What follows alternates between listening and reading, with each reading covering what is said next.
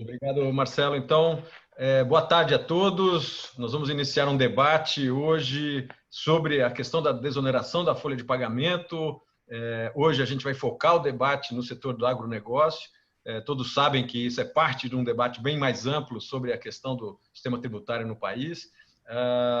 Nesse debate de hoje, que ele é relativamente curto, né, eu já chamo a atenção de início, nós vamos ter 1 hora, basicamente, para fazer essa discussão. Nós temos um painel aqui, talvez das melhores cabeças para tratar desse assunto. Eu começo apresentando o deputado Alceu Moreira, deputado e também presidente da Frente Parlamentar do Agronegócio, liderança importantíssima, não só no agronegócio, mas no Parlamento Brasileiro. Vai se juntar a nós em breve também o senador Luiz Carlos Reis. Ele tem um probleminha agora no início, mas vai entrar no debate junto com a gente. O ex-ministro, sempre ministro, Francisco Turra. É um prazer tê-lo aqui, ministro. Obrigado. Também o diretor executivo da Associação Brasileira da Indústria de Proteína Animal, o Ricardo Santin, que acaba também agora de assumir a função da presidência. Então, parabéns aqui, oficial, Ricardo, meu xará. A Graziele, querida amiga Graziele Apparente, presidente do Conselho da Associação Brasileira da Indústria de Alimentos, a BIA, também a liderança na área de relações institucionais na BRF. Temos também o famoso Veloso, né? Figura permanente no debate econômico brasileiro e presidente da BIMAC, né? Associação Brasileira da Indústria de Máquinas.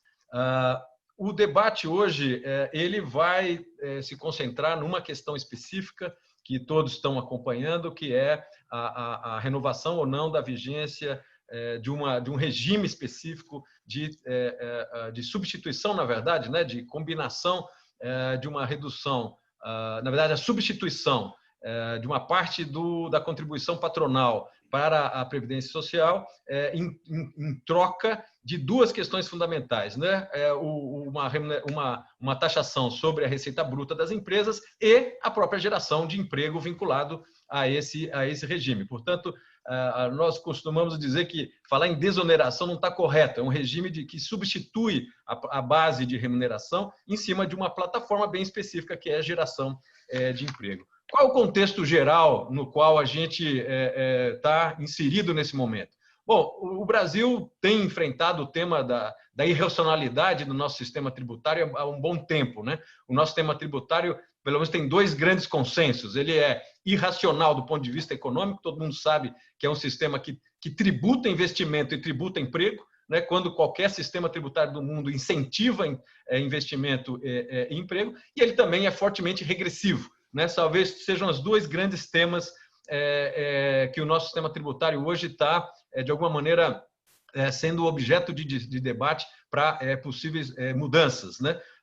Quando a gente olha esse lado da irracionalidade do sistema tributário, em particular na questão de penalizar as empresas que são fortes contratantes de mão de obra, ou seja, são mão de obra intensiva, obviamente nós estamos falando de um tema absolutamente crítico, crucial e urgente no país. Esse regime do qual nós vamos começar, ele é um regime que foi instaurado em 2011, né, e, como eu comentei, ele basicamente propõe a substituição de uma contribuição das empresas, né, tradicionalmente orientada para 20% da contribuição na folha para a Previdência Social, por uma taxação sobre a receita bruta, visando a manutenção e a criação de novos empregos. Esse regime ele acabou sendo renovado em 2018, né, por mais 2 anos, e agora nós estamos prestes a voltar nesse debate. Então, é esse o contexto geral da nossa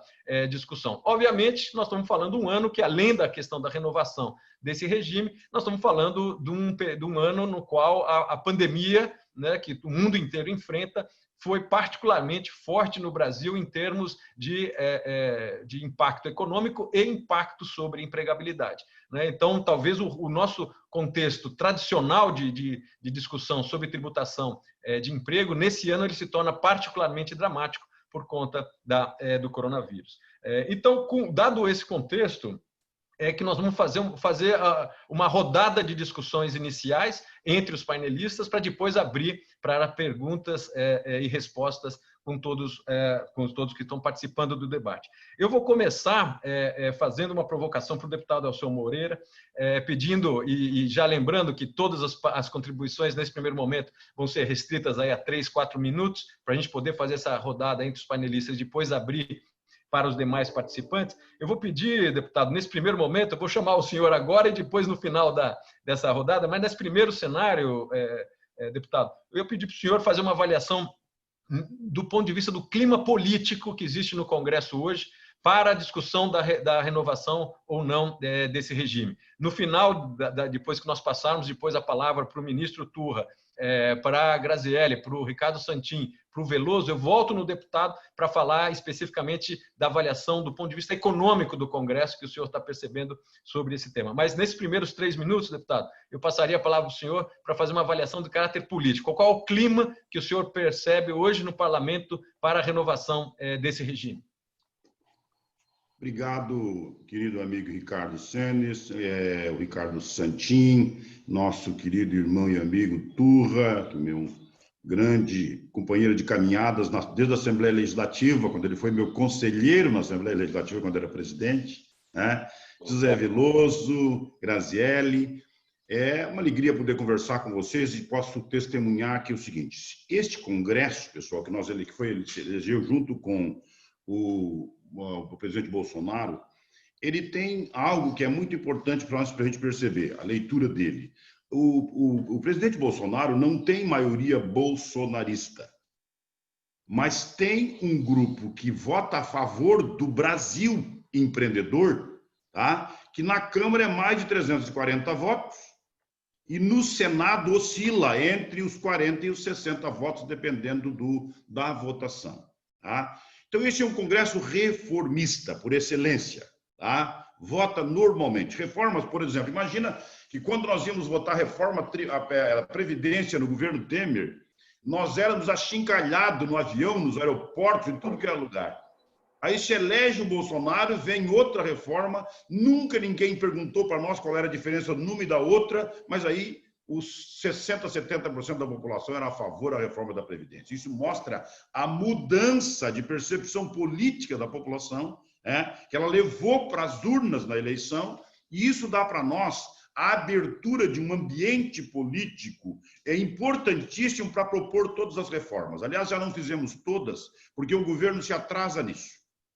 Já podíamos ter aprovado a reforma tributária, já podíamos ter aprovado a reforma administrativa, as duas juntas, já podíamos ter votado a reforma eleitoral, podíamos ter votado sem nenhum problema, podíamos ter votado o Pacto Federativo e não votamos até agora, porque, na verdade, o governo Bolsonaro tem uma contradição interna, tem uma hora que tem ventos liberais, daqui a pouco tem um vento corporativista, tá? E esta contradição é insuportável. O governo precisa ter unidade de pensamento com relação aos seus temas. O fogo amigo interno não serve, absolutamente não serve, só atrasa o país e gera incerteza. Então, tenho dito isso nas redes sociais o tempo todo. Então, posso te dizer o seguinte, no Congresso Nacional, a reoneração da folha não passa. Aliás, deve ser quase unanimidade isso. Tá? A oposição, porque a oposição... e a situação, porque não vai permitir, em hipótese nenhuma, todos nós que somos favoráveis, que eu, por exemplo, estou conversando com tu aqui, nós podemos falar do agro, mas eu posso falar da indústria calçadista. Se tu fizer reoneração da folha, grande parte dela fecha as portas, vai embora, não tem como, porque o cara tem contrato internacional, ele não tem como colocar esse preço na mercadoria dele, que já foi fechado os contratos.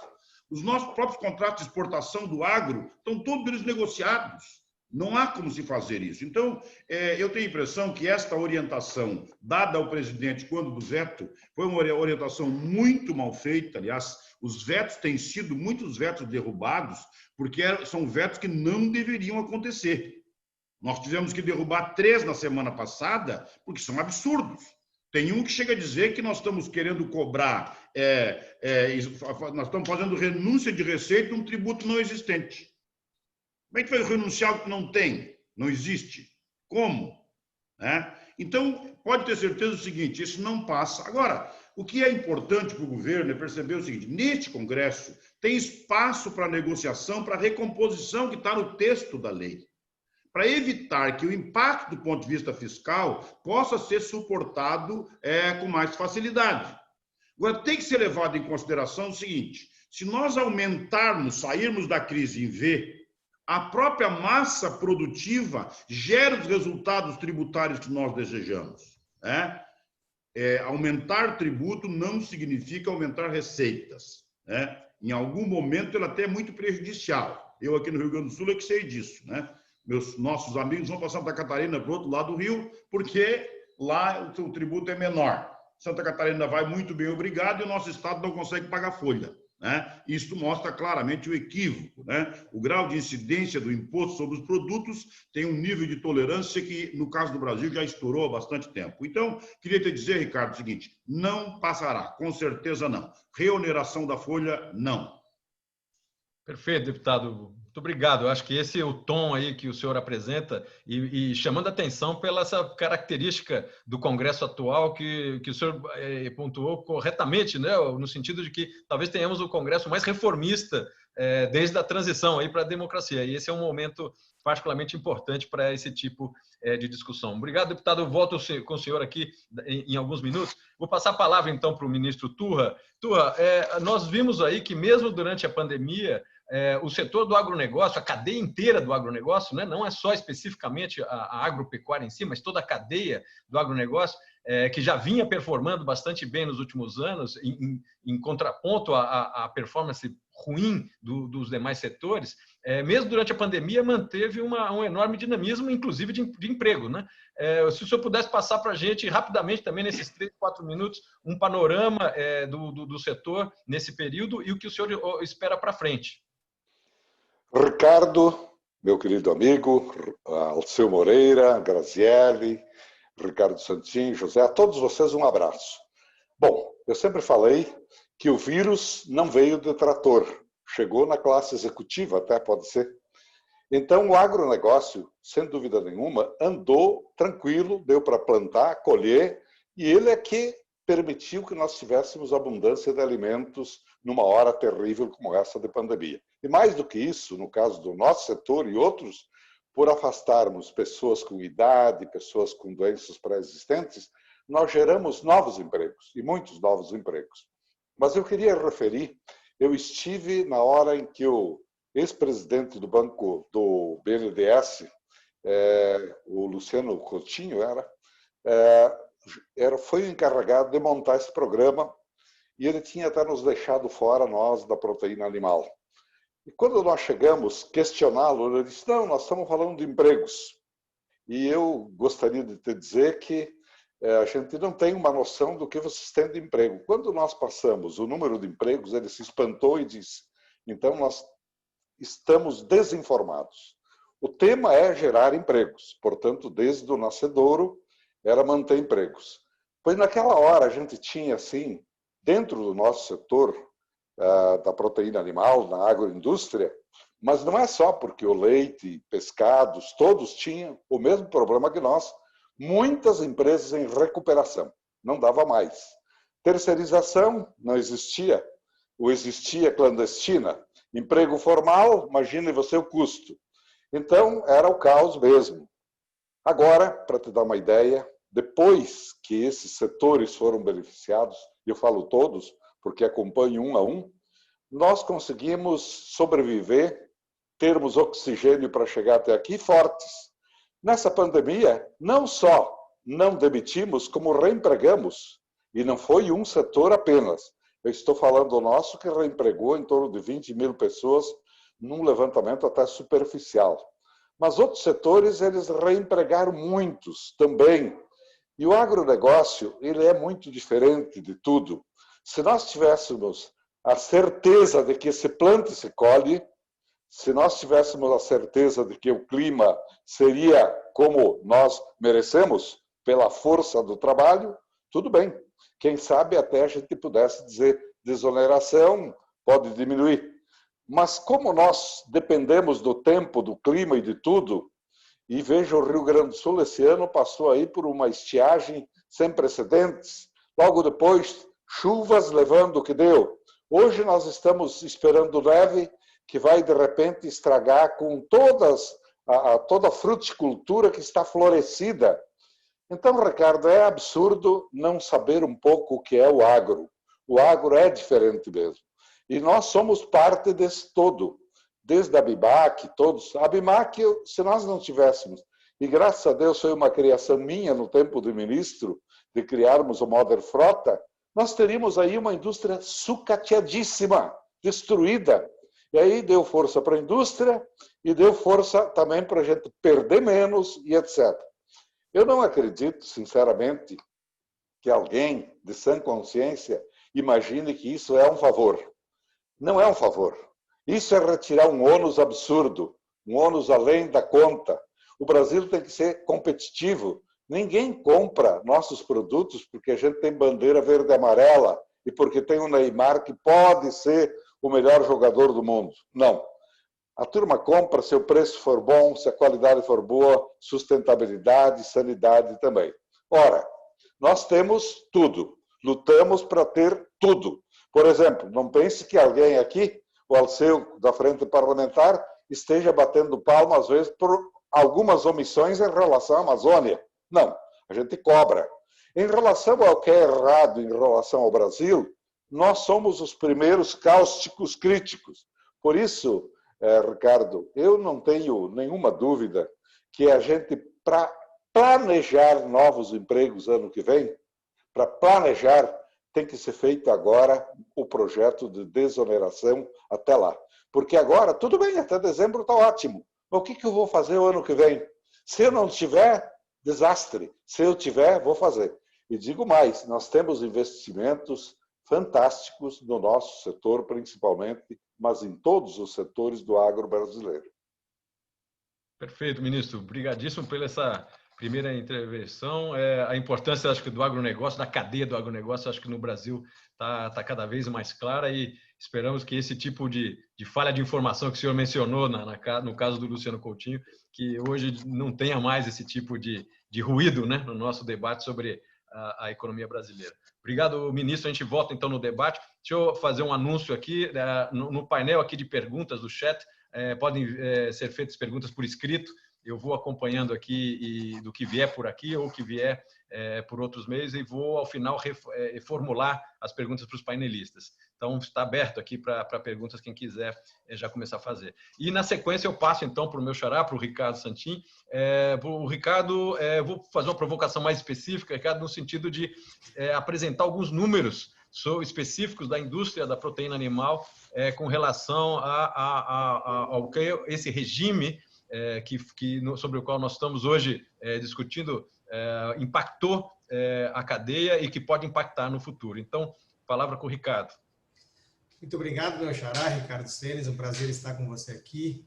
Deputado Alceu Moreira, nosso presidente da frente, amigo querido, meu presidente do Conselho Consultivo agora e sempre presidente da BPA, Francisco Turra, ex-ministro, meu chefe, amigo e orientador, Graziele, que hoje é presidente do Conselho da BIA, mas também minha chefe conselheira aqui na BPA e Veloso, parceiro de tantas jornadas que a gente está brigando junto. O setor tem trabalhado muito e o Turra bem colocou. Naquele tempo, com o Luciano Coutinho, nós fizemos um trabalho de competitividade internacional do setor e a gente conseguiu, com dados do CAGED, mostrar que depois da desoneração vieram mais de 10 a 12 mil empregos, computados com o número. A gente criou esses empregos efetivamente lá e sem falar no efeito cascata que deu de positividade quando o Turra bem lembrou, empresas que estavam em recuperação conseguiram fazer a volta. E por que isso, Ricardo? Porque a gente tem números muito impactantes. O nosso setor, na cadeia como um todo, tem 4 milhões e 100 mil pessoas empregadas e diretamente são 500 mil trabalhadores. É uma folha de pagamento bastante pesada, deputado Alceu. Eu não posso, pura e simplesmente, quem é o maior exportador de aves do mundo e quarto maior exportador do mundo, de suínos do mundo, simplesmente dizer que eu vou agregar um custo no produto que eu estou vendendo lá a partir de 2021. E o Veloso, que é craque em tributário nessas coisas, sabe dizer. O efeito residual dos impostos, ou você arruma com reintegra, ou arruma com o quê? Agora eu posso, na folha, vai direto para empresas que têm 70% de perfil exportador, vão carregar esse custo direto no seu produto de exportação. e vão perder talvez espaço para a Tailândia, para os Estados Unidos, para a Europa e assim por diante. O impacto é superior a 1 bilhão. E eu fico feliz demais de ouvir o deputado Alceu dizer que não vai passar, porque a consciência, e quero aqui fazer uma saudação especial a esse Congresso, a nossa Frente Parlamentar da Agropecuária, que tem tido essa postura positiva de trabalhar, independente de partido ou política, pelo Brasil. E é isso que vai ser essa decisão. Por isso que nós defendemos que esse veto tem que ser derrubado, para que mantenha a segurança jurídica, para que eu possa investir, para que eu não carregue esse custo no meu produto lá fora e tenha a possibilidade, no nosso caso, de talvez gerar mais 10 a 15 mil empregos em cima desses 20 mil que o Turra já falou foram gerados agora.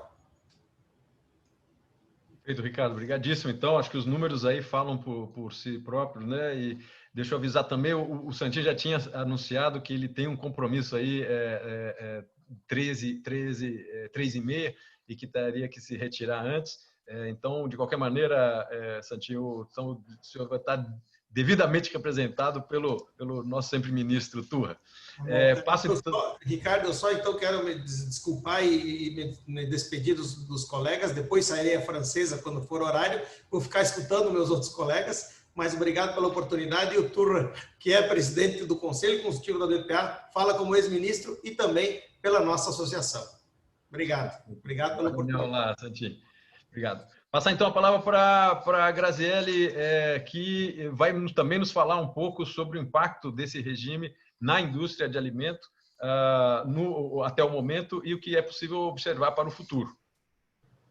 Bom, boa tarde, Senes, obrigada mais uma vez, e a todos os meus queridos amigos, o presidente Turra, o Santin, o Veloso e, obviamente, o deputado Alceu.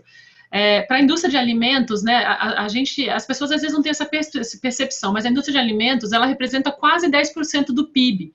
E a gente tem aqui, assim, direto na cadeia, 1,6 milhões de empregos. Então, assim, o impacto é gigantesco, não pega todas as categorias, é verdade, mais focado na parte das proteínas, mas a gente não pode esquecer, e eu queria relembrar, voltar no que o presidente Turra falou, quando essa lei foi feita? Ela foi feita em 2011, num contexto de desemprego. Então, ela foi... e se a gente fizer um contraponto para o momento que nós estamos agora, é justamente o mesmo, um momento de desemprego, de retomada, e como política pública, a desoneração foi muito eficiente, porque nós vemos que de 2012, quando ela entrou em vigor, até hoje, o setor contemplado teve um aumento de mão de obra de 44%. Então, isso é realmente uma política pública eficiente, né? E a gente entende que neste momento, onde o setor, o presidente Turra falou muito bem, né, que o agro aí conseguindo passar por cima, né, conseguir passando essa pandemia, mas não sem custo, não sem dificuldade, né? Todas as medidas essas implementadas, os custos aumentados, a questão do câmbio, então tudo isso também tem um peso extra para o setor, e neste momento a desoneração da folha, ou a continuação do regime que nós temos hoje é essencial, não só para a manutenção do emprego, para a possibilidade que nós temos de gerar mais, que é o que o Brasil precisa. E nesta crise, a gente gerou empregos, como o Santin bem observou, e o presidente Turra, nós geramos emprego. E se a gente entra num próximo ano, em que a gente ainda está vendo como é que as coisas vão se organizar, e tem um aumento substancial desse, não faz sentido. Os setores escolhidos foram os setores que têm mão de obra intensiva, né? E os setores que têm mão de obra intensiva são penalizados pela essa carga tributária incomensurável, penalizando quem emprega, né? E se o objetivo nosso é justamente, com o número enorme de desempregados que temos agora, essa é uma política pública eficiente. Então, do lado da indústria de alimentos, o que a gente realmente gostaria de reforçar é o nosso comprometimento com o país, com a retomada, mas que aqui também temos que ter essa condição favorável e de competitividade, porque, como a gente fala muito, né, presidente Turra, a gente produz para o Brasil, mas produz para o mundo. A gente está concorrendo com os Estados Unidos, com a Europa, com a Austrália, então a nossa competitividade é muito prejudicada pela questão tributária, mas, como eu falei da política pública que foi a desoneração, a gente conseguiu ter um pouco mais de competitividade e, principalmente, gerar emprego nesses anos todos. Ok, muito obrigado, Graziele. E esse número que você traz da indústria de alimento no Brasil, né, que é quase 10% do PIB, né, esse é um outro fator interessante. A gente está falando de uma cadeia do agronegócio, mas que na ponta dessa cadeia tem a indústria de alimento, do processamento de todo esse alimento. Então, de novo, acho que reforça um pouco o argumento que a gente está tentando criar nesse debate sobre a importância aí da manutenção desse regime. Obrigadíssimo, Graziela. Eu passo então para o Veloso, da BIMAC, né, e também um permanente interlocutor sobre os temas de tributação, de maneira geral, e aqui, mais especificamente, Veloso, o seu argumento que a gente também já ouviu em algumas outras oportunidades, sobre o que significa esse impacto, de fato, desse regime para as indústrias que são mão de obra intensiva. Então, a palavra com o Veloso, por favor. Bom, obrigado a todos aí. Um abraço aí para a Graziele, para o Ricardo Santin, o Ricardo Senes, o sempre ministro da Agricultura Turra, e o nosso colega da FPA, o Alceu Moreira, que também é membro da FPMAC, a Frente Parlamentar em Defesa da Indústria de Máquinas e Equipamentos. Bom, essa chamada desoneração, e já foi explicado aqui no início, que não é uma desoneração, porque é uma mudança de cálculo, a base de cálculo do imposto muda de folha de pagamento, que é regressivo, acumulativo, para uma outra base, que é o faturamento. Esses setores, eles foram cuidadosamente escolhidos em 2011, eram 56 setores. Quando chegamos em 2018, em negociação com o Executivo, aí governo Temer, já a equipe do ministro Meirelles, e o relator era o deputado, puxa vida, ele vai me matar agora porque me deu um lapso, mas eu já vou lembrar, Orlando Silva, deputado Orlando Silva, reduziu-se de 56 setores para 17. Essa redução, quer dizer, já teve uma peneirada em 2011. Essa redução foram para setores estratégicos. Esses 17 setores não foram escolhidos ao acaso. Então, é composto de, na sua maioria, empregos nos serviços, que são setores intensivos em mão de obra, e na indústria também foram escolhidos com dois critérios. Indústrias exportadoras, que, portanto, acumulam impostos na sua cadeia produtiva e exportam impostos, e intensivas em mão de obra. Então, juntando essas duas coisas, foram escolhidos. E são pouquíssimos setores quando a gente olha dentro da indústria. E o caso da BIMAC, da BIA, processamento de carnes e tal, são alguns deles. Mas se você pegar, por exemplo, a indústria de máquinas, no custo de uma máquina, 30% é mão de obra. E nós exportamos 35% do faturamento. É o setor da indústria de transformação que mais exporta no Brasil. Vamos exportar esse ano perto de 11 bilhões de dólares. Mas se a gente pegar outros setores que foram beneficiados, por exemplo, de calçados, citados aqui pelo deputado Alceu, é um setor que exporta bastante também. E concorre com países produtores de calçados extremamente competitivos, como países do Oriente, que é o nosso caso também. Então, esses setores não foram escolhidos ao acaso. Estava previsto o fim da desoneração agora, em 2020. No entanto, se foi justificado a criação da substituição de base de cálculo do imposto lá em 2011, ratificado em 2018, agora em 2020, na maior crise da história do Brasil, a maior crise econômica, e é uma crise de demanda, é uma crise de oferta, mas principalmente em função desses dois fatores, uma crise de capital de giro. Então, na hora que falta capital de giro, como é que eu vou pegar uma empresa que está no regime desde 2011, há 9 anos no regime, pumba, no meio da crise eu mudo o regime de tributação da empresa? Não faz o menor sentido. Então, é lógico que isso vai causar demissões. No nosso caso, a nossa cadeia emprega 1.300.000 pessoas, a nossa cadeia. Aí eu estou falando de diretos, indiretos e o efeito renda. Mas se a gente pegar só os empregos diretos com carteira assinada dos 17 setores que compõem, dá 6 milhões de trabalhadores com carteira assinada. Se nós formos pegar a cadeia desses setores, embora a gente entenda que a cadeia dos serviços é mais curta do que a cadeia da ABIA, que a cadeia da BIMAC e da indústria, você vai ter perto de 18 a 20 milhões de empregos gerados nestas cadeias produtivas. E o que acontece? Num pequeno cálculo que foi feito, fora as demissões que nós já tivemos por causa da pandemia, nós poderíamos criar mais 500 mil a 1 milhão de desempregados que têm emprego com carteira assinada. Então, é menos gente consumindo, é menos gente pagando impostos, é menos gente contribuindo para a Previdência Social.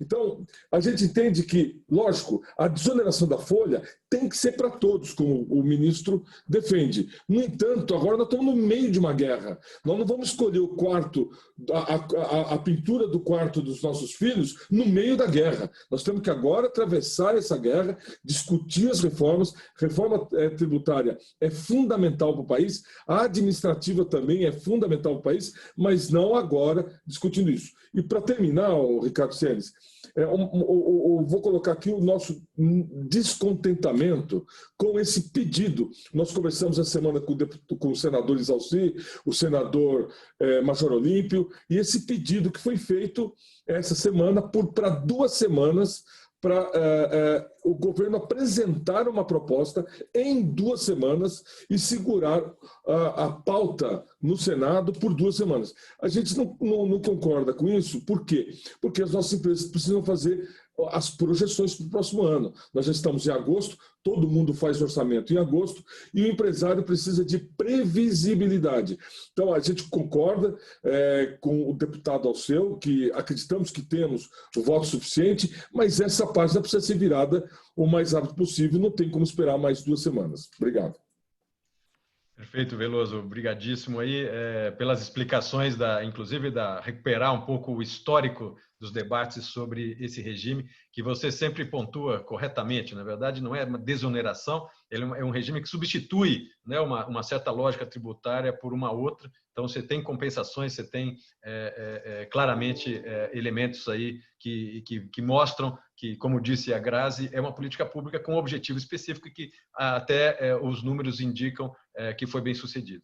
Eu volto, então, a pergunta para o deputado Alceu, que já nos deu uma primeira avaliação sobre o clima político no Congresso com relação à manutenção desse regime, né, a renovação desse regime, e ampliaria um pouco a questão, deputado, para se, ademais desse clima, que tende a ser favorável, você já antecipou, mas se esse debate com relação aos números, o impacto econômico de fato, a ideia de que um regime lá atrás, que era realmente muito ampliado para 52, 53 setores e que passou a ser, a partir da última renovação desse regime, concentrado naqueles que de fato têm uma proporção de contrato de mão de obra acima da média da economia brasileira, portanto já tem uma lógica econômica mais depurada por trás dessas decisões. A minha pergunta é no sentido de que, além de um clima político favorável, se existe essa percepção econômica, esses dados estão circulando pelo Congresso,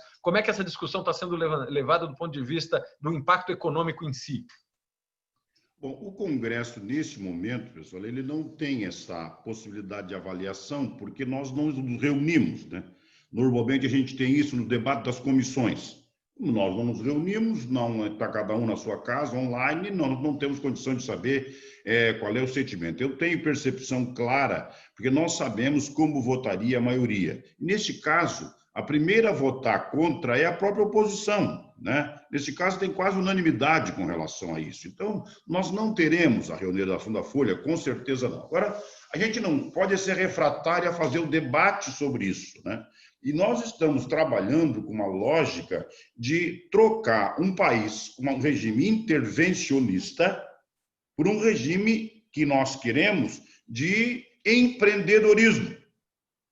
Como é que tu vai transformar um Brasil empreendedor, que a forma de saída desta crise é empreendedorismo, é inovação? Em pleno coronavírus, nós estamos destruindo milhares de funções que pura e simplesmente não existirão mais quando passar a crise.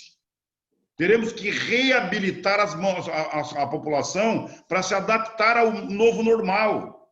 Muitas funções não teremos mais. Tá? Então, ao invés de nós estar correndo atrás do Sistema S, das universidades, para ser verdadeiros polos de treinamento da população, retreinamento para se injetar no novo mercado de trabalho, nós estamos buscando funções burocráticas para arrecadar mais alguns trocados com a orando folha. É preciso perceber que é o seguinte, não resiste que aos cálculos. Dá uma olhada nos setores, quanto arrecadava quando a folha é onerada e quanto arrecada hoje. Pega só esse cálculo matemático, pega o que o Veloso acabou de dizer, a quantidade, vê com eles lá, vê o pessoal de alimento, como é que é o processo. Tá? O que as pessoas talvez não compreendam é o seguinte, quando tu fala do agro, pessoal, nós temos que perceber o seguinte, mais de 50% do agro acontece num chão de fábrica, numa cidade ou num laboratório.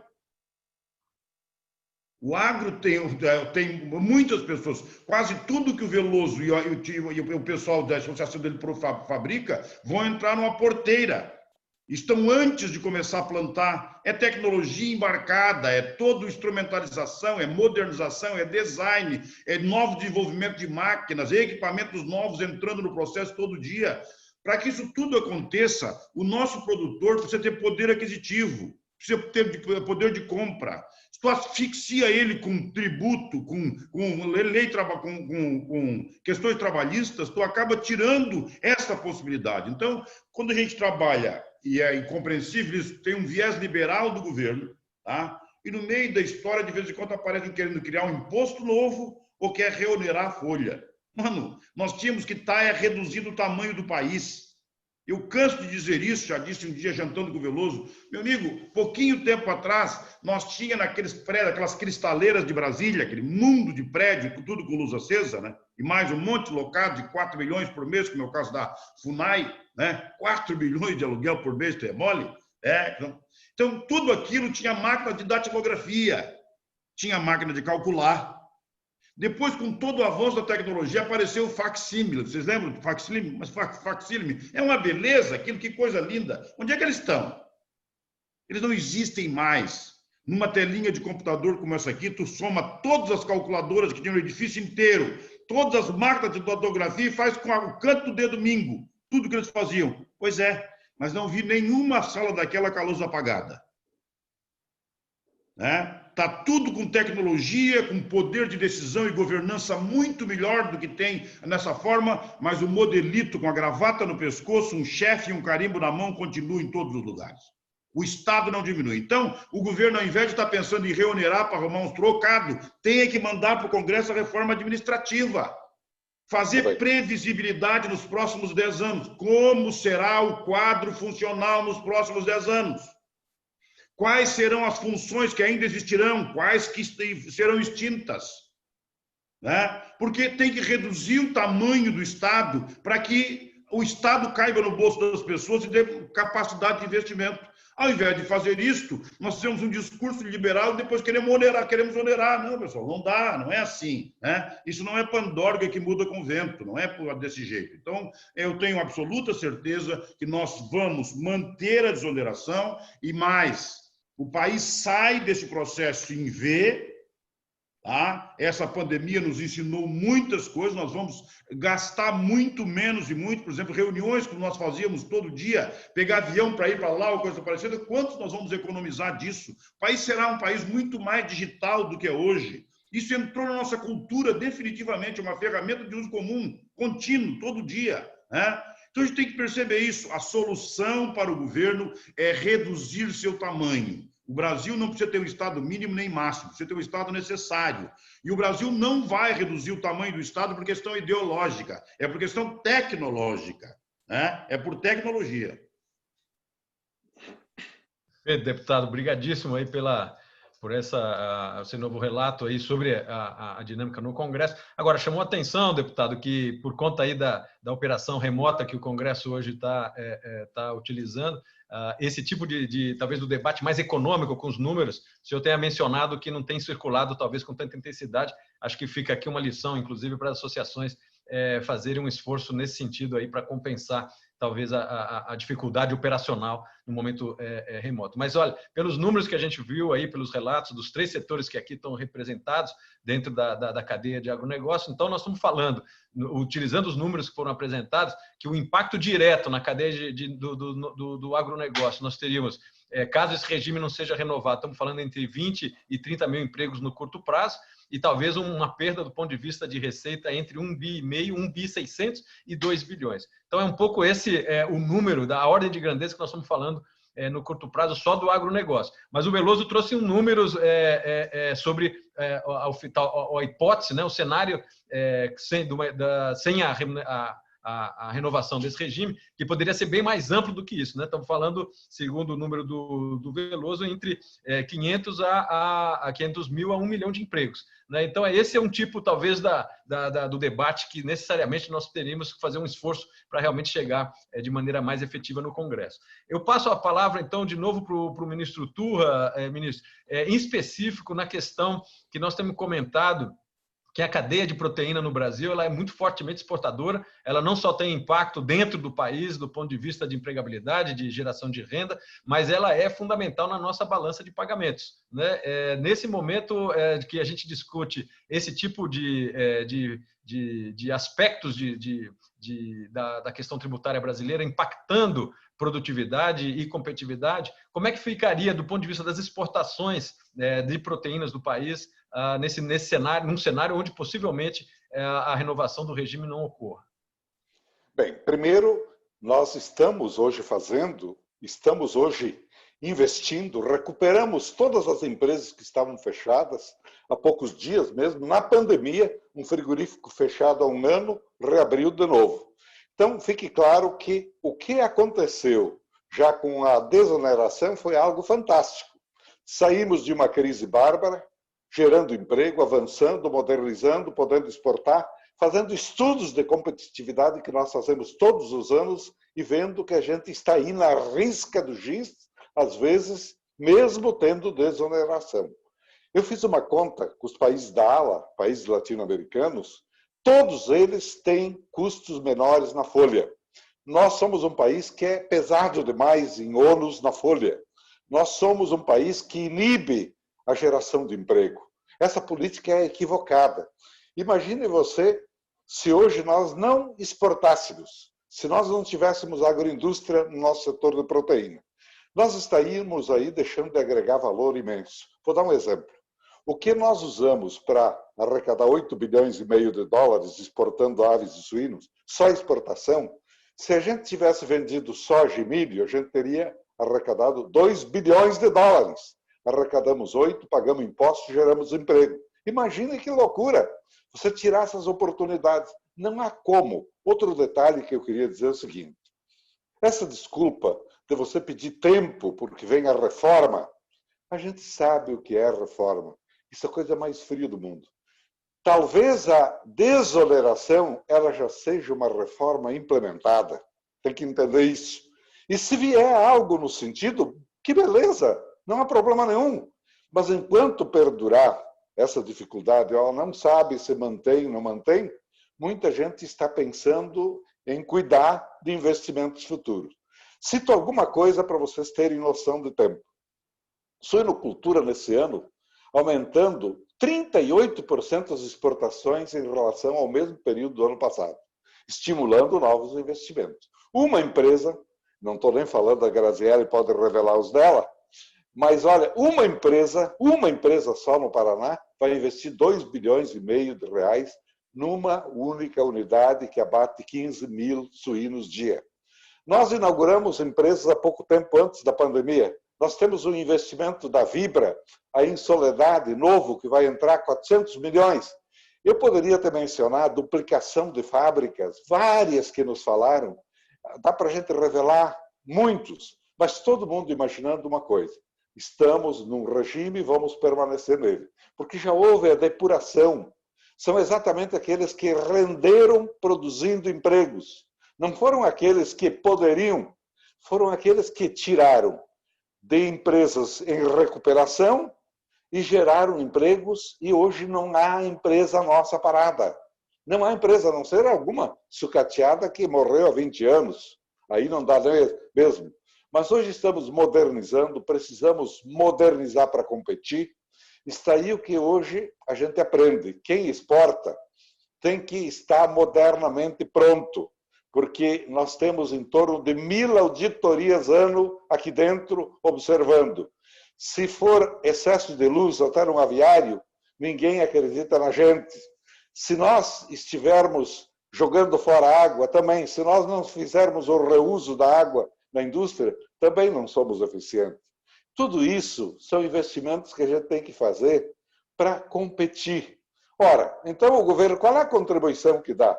É tirar um ônus excessivo em relação aos outros, em todos os lugares do mundo. Como é que nós vamos ser diferentes? Suportando o peso para a gente fazer emprego clandestino, rasgar carteira profissional? Não. Então eu acho que está muito na hora de a gente saber quanto perdura isso. E se a reforma quisesse falar isso, ela já teria entrado e dito, olha, fiquem tranquilos que está na reforma a desoneração para isso, isso, isso. Mas não, você não pode trabalhar por hipótese na hora em que a gente está planejando o futuro.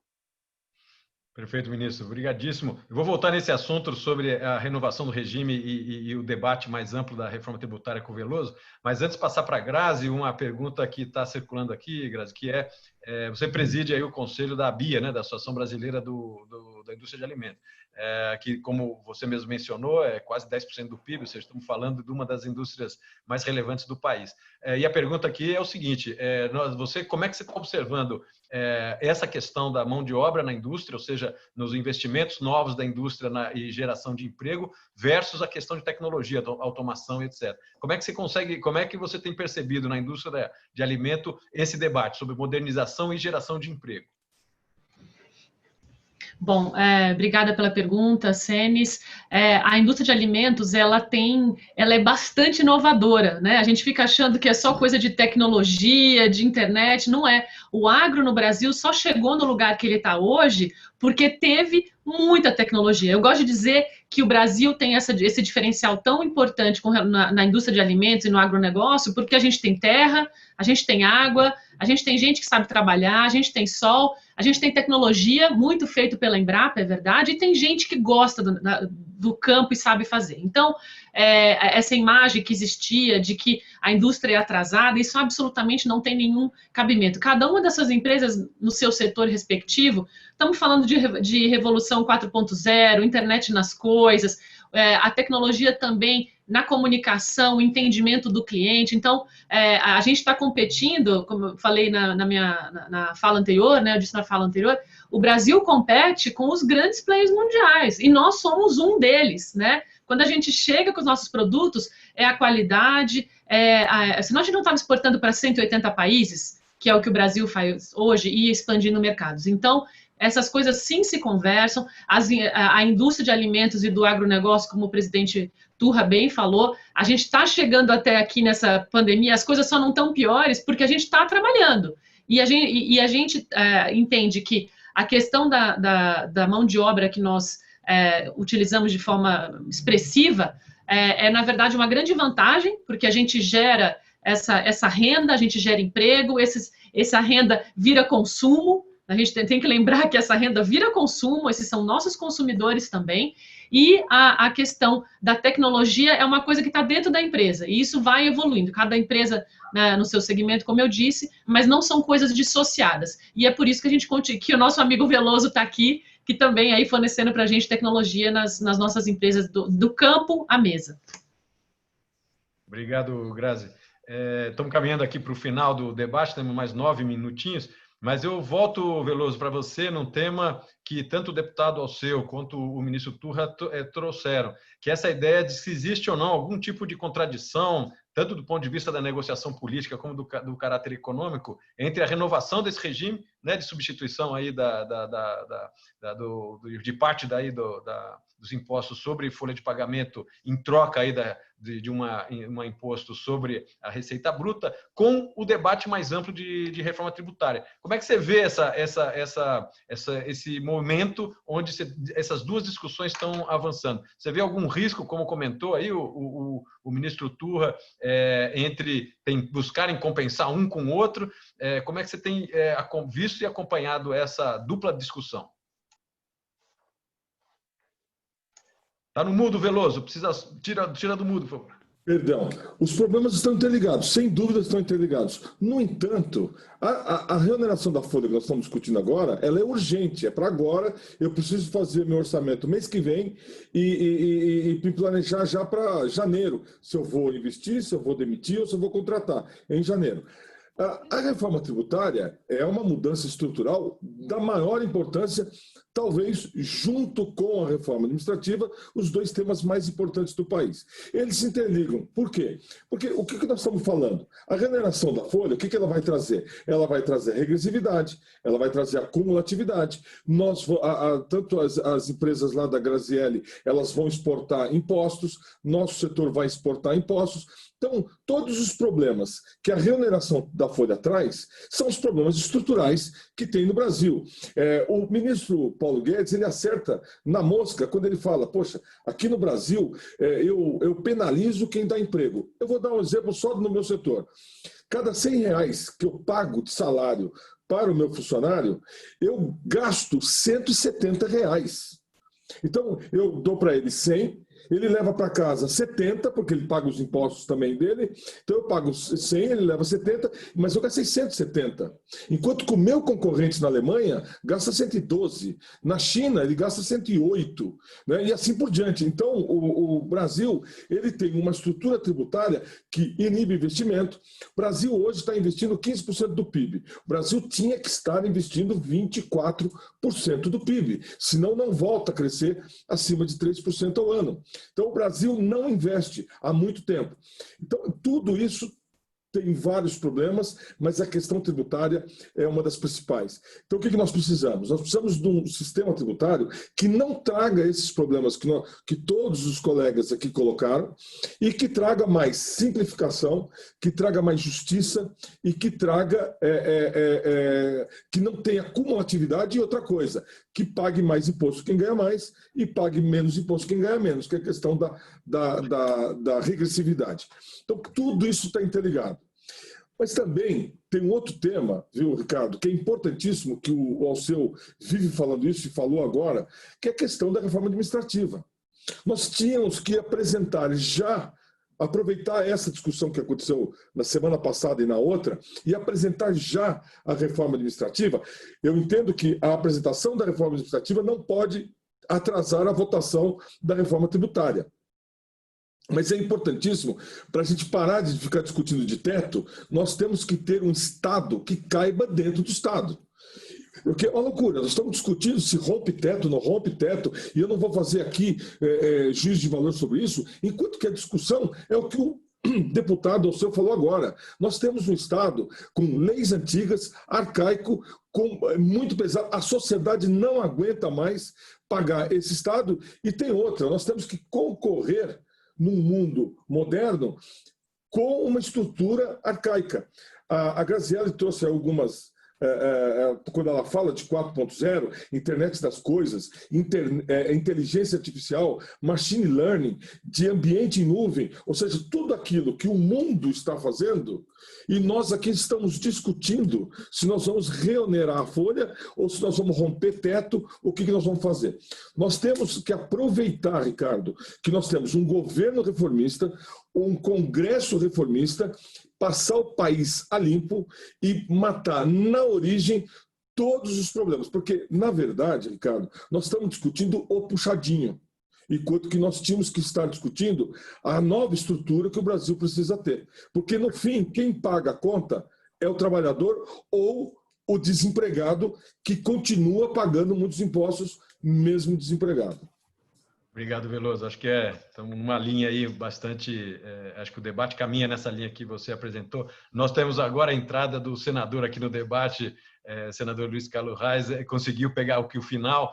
Nós estamos caminhando para o final, senador, mas aproveitando que o senhor conseguiu entrar, eu vou te passar então a palavra final, senador, colocando rapidamente, acho que o senhor conseguiu pegar aqui uma parte da fala do Veloso, mas acho que o Veloso fez um apanhado interessante. O que nós discutimos, primeira coisa, senador, é que esse regime que hoje nós estamos está em pauta no Congresso, na verdade não se trata de uma desoneração de encargos na folha, mas na verdade um regime no qual substitui parte da contribuição que o patronal sobre a Previdência Social por uma taxação sobre receita bruta. Portanto, às vezes o termo desoneração ele remete a uma ideia que não é 100% correta. Segundo, nós fizemos rapidamente um balanço no setor do agronegócio do que poderia ser o impacto em termos de emprego e receita, especificamente no setor de agronegócio, no caso o cenário aí de não renovação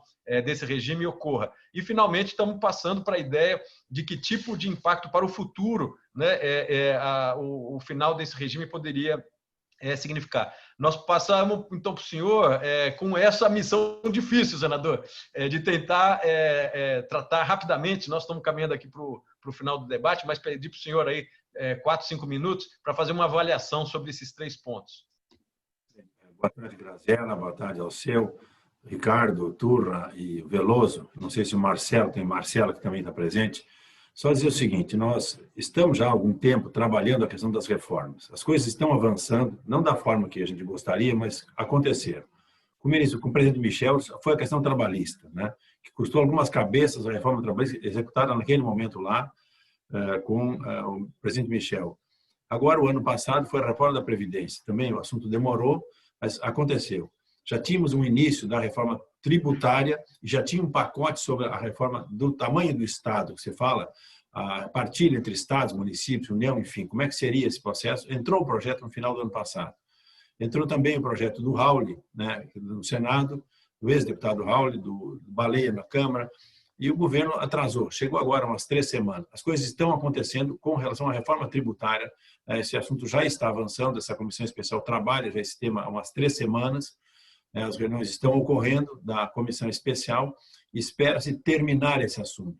O Turra sabe, que já foi deputado, o seu sabe que é deputado, que normalmente em anos eleitorais o pessoal se dedica no segundo semestre a cuidar das campanhas dos seus vereadores e prefeitos. Bom, isso é no Brasil inteiro. Pouco anda na Câmara e pouco anda no Senado, essas questões.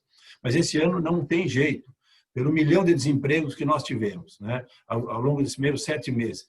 As coisas, o PIB caindo negativo, conseguimos PIB positivo com o Michel, com o Bolsonaro no ano passado, e agora já um PIB negativo. Recuperamos 1 milhão de empregos no ano passado e 1 milhão de desemprego esse ano, em 7 meses. Alguma coisa tem que ser feita. Então, nosso empenho é concluirmos, pelo menos, a reforma tributária. Isso vai acontecer, não tem condição de juntar as duas coisas. Se fossem reuniões presenciais, num outro ambiente, ok. Mas temos que combater a pandemia, problemas desse aí, e também a questão tributária, certo? Então, esse ponto, de certeza, nós vamos trabalhar nessa comissão especial, que tem deputados e tem senadores fazendo esse trabalho aí. Então, é importante a parte de vocês. A questão aí, Veloso, das máquinas, não é só máquina, todos. Tinha um trabalho antigo, a Graziela, da própria Bia, colocando a tributação sobre os alimentos no Brasil.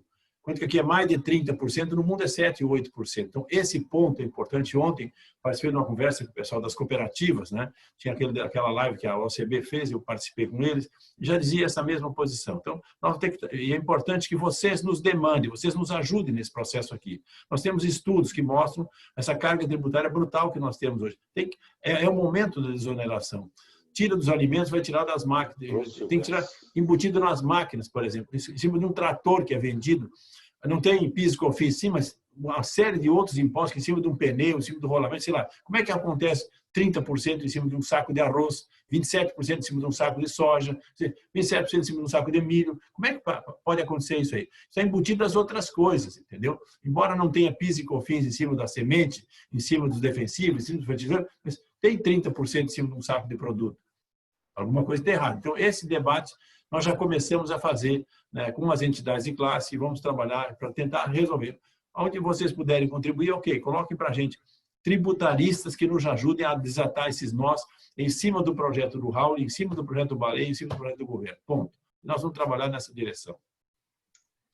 Perfeito, senador. Obrigadíssimo aí.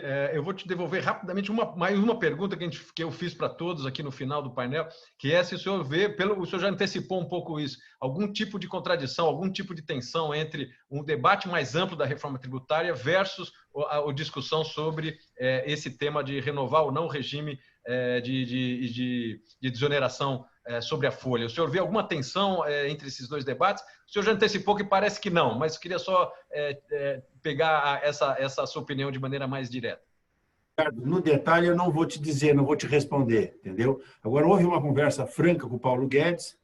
Na semana seguinte, houve uma conversa franca com o secretário estadual de saúde, de Fazenda, porque também interessa a eles, tem que haver uma conciliação. O Turra lembra lá atrás, o Nordeste tinha uma posição, o Centro-Oeste tinha uma posição, São Paulo... Bom, e nada fechava porque não se entendiam. Está se encaminhando com os secretários. Ontem, tivemos um debate com os prefeitos. Então, passo a passo, as coisas estão acontecendo. Agora, no detalhe, por isso eu quero que vocês nos ajudem. Para nós é importante, eu dizer ao Márcio ontem da OCB, vocês têm que nos ajudar, entendeu? Em trabalhos que vocês possam fazer, para que dentro desses projetos a gente vai trabalhar o que precisa para desonerar o total. Uma máquina onerada, um produto industrializado, onerado, carne, grão, o que for, lácteo, enfim, ele vai chegar na mesa do consumidor. Onde é que eu tiro? Lá atrás, na base, para poder chegar com esses 7%, 8%, 10%. Não vou dizer que vai diminuir, como é na Europa, 7%, 8%. Mas nós temos que diminuir o imposto. 30% é muito caro. E eles concordam que quem paga, viu, Veloso, é o consumidor. Eu sou produtor rural. Esse que vocês me vendem, a máquina está embutido no que eu pago por uma máquina. Ou no fertilizante, ou sei lá o quê. E depois eu repasso para o consumidor. Quer dizer, esses dois sistemas pagam essa conta. Quem produz como vocês produzem, ou quem produz como na agricultura, como a gente faz hoje. Nós estamos focados nisso aí, vamos tentar acertar, viu, Ricardo? Perfeito, senador. Obrigadíssimo. Com isso, eu encerro. Nós temos aí um compromisso aí de realmente pegar um debate de 1 hora, reservamos na agenda de todos. Agradecemos o esforço do senador, de conseguir entrar aqui. Eu quero parabenizar o Turra, viu, Turra? Eu ia estar presente ontem na tua homenagem lá, infelizmente eu não pude ir lá.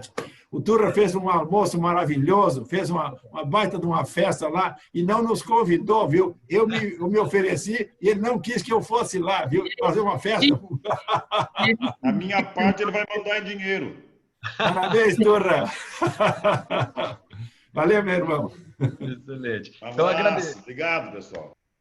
Agradecer a todos aqui, deputado Alceu, presidente da Frente Parlamentar do Agronegócio no Congresso, senador Luiz Carlos Reis, o ministro Turra, a Grazi da BIA, o Veloso da BIMAC, saiu também o Ricardo Santin também da BPA. É um prazer ter mediado esse debate num assunto tão crítico aqui. Agradecer a todos e convidá-los aí. Esse debate vai ficar nas redes, vai ter uma reprodução. Então, obrigado a todos e vamos manter aí o contato. Acho que tanto o senador como o deputado mencionaram a importância de chegar às informações dos setores que estão diretamente impactados por esse regime atual da questão da remuneração da desoneração sobre a folha de pagamento. Então, a gente fica com um compromisso aqui de auxiliar nesse debate. Obrigado de novo e boa tarde a todos. Obrigado pelo convite. Obrigada.